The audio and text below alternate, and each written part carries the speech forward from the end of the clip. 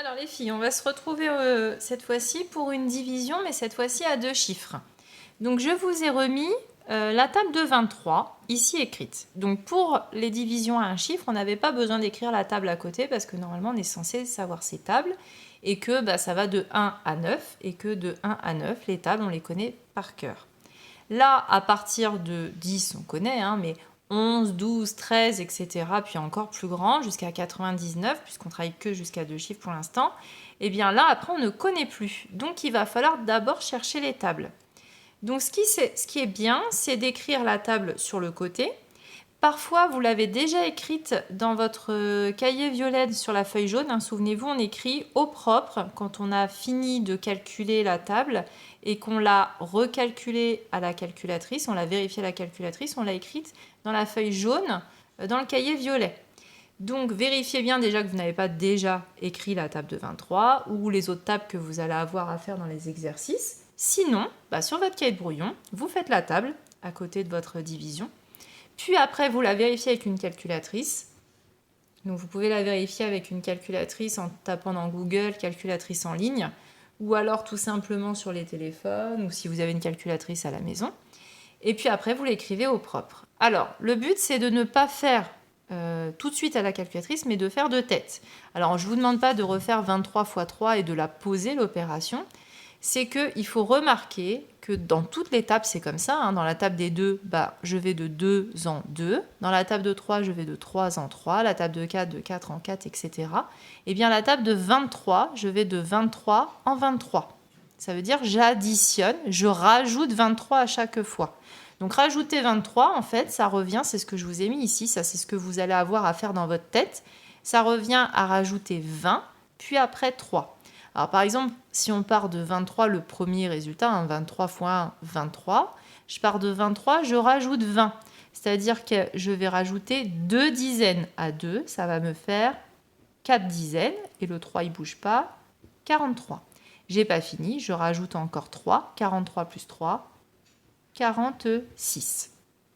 Imaginons que je pars de 46, je rajoute d'abord 20, ça c'est dans votre tête, vous n'êtes pas obligé de l'écrire, vous écrivez que le résultat.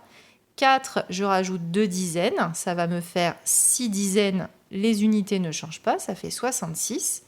Et 66, je rajoute encore 3, ça me fait 69. C'est ce qui est écrit ici, etc. etc. Une fois que j'ai calculé la table de 23, c'est parti. Donc vous voyez qu'il y a une petite préparation à faire avant de faire sa division. Donc je regarde, c'est la même méthode que pour un chiffre, je regarde quel est le chiffre que je vais prendre. Est-ce que je peux prendre le 4 tout seul? Non, parce qu'il est plus petit que le 23. Il me faut forcément un nombre plus grand que 23. Donc je vais être obligée de prendre 45. 45 divisé par 23, je regarde dans ma table. Alors j'aurais tendance à me dire, c'est le 46 le plus près, sauf que le 46, il est plus grand. Il est plus grand que 45, donc j'ai pas le droit de le prendre. Il faut forcément que ça soit un nombre qui est en dessous. Donc je vais prendre 23. Ici, je vous rappelle, c'est comme s'il y avait fois. Donc je vais prendre 23 fois 1.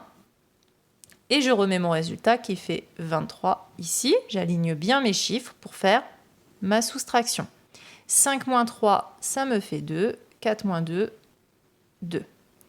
Je descends tout de suite le 7.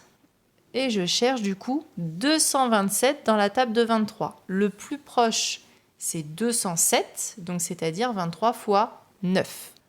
Donc j'écris tout de suite mon 9. Et j'écris tout de suite le résultat ici, bien aligné en dessous, 207. Je fais ma soustraction, je tire mon trait. 7 moins 7, ça me fait 0. 2 moins 0, ça fait 2. Et 2 moins 2, 0. Donc j'ai 20.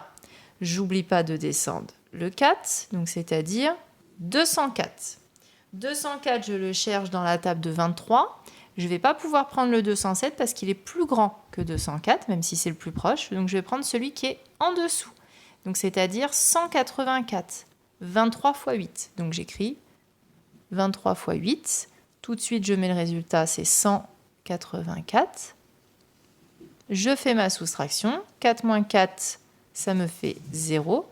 0 moins 8, c'est pas possible. Le 0 est plus petit que le 8. Donc je mets un 1 en haut plus 1 en bas. 10 moins 8, ça me donne 2. Et là, ici, ça me fait 1 plus 1, ça fait 2. Donc 2 moins 2, ça fait 0. Donc ça veut dire que mon résultat, cette opération, c'est 198 et qu'il me reste 20. Il y a 20 billes, je vous rappelle. J'ai 4574 billes que je sépare en 23 enfants. Imaginons qu'il y ait une classe de 23 enfants.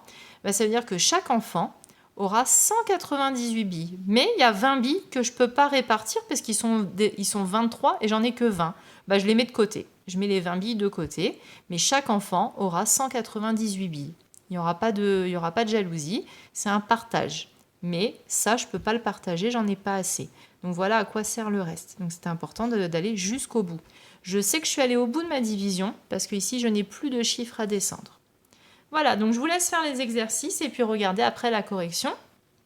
N'hésitez pas à refaire l'opération. Si vous avez eu faux, vous faites d'abord vos opérations sans regarder la correction, bien entendu. Et puis si vous avez faux, c'est pas grave. On recommence, on refait son opération jusqu'à temps que l'on trouve pourquoi on a eu faux. Voilà, c'est tout pour la leçon sur la division.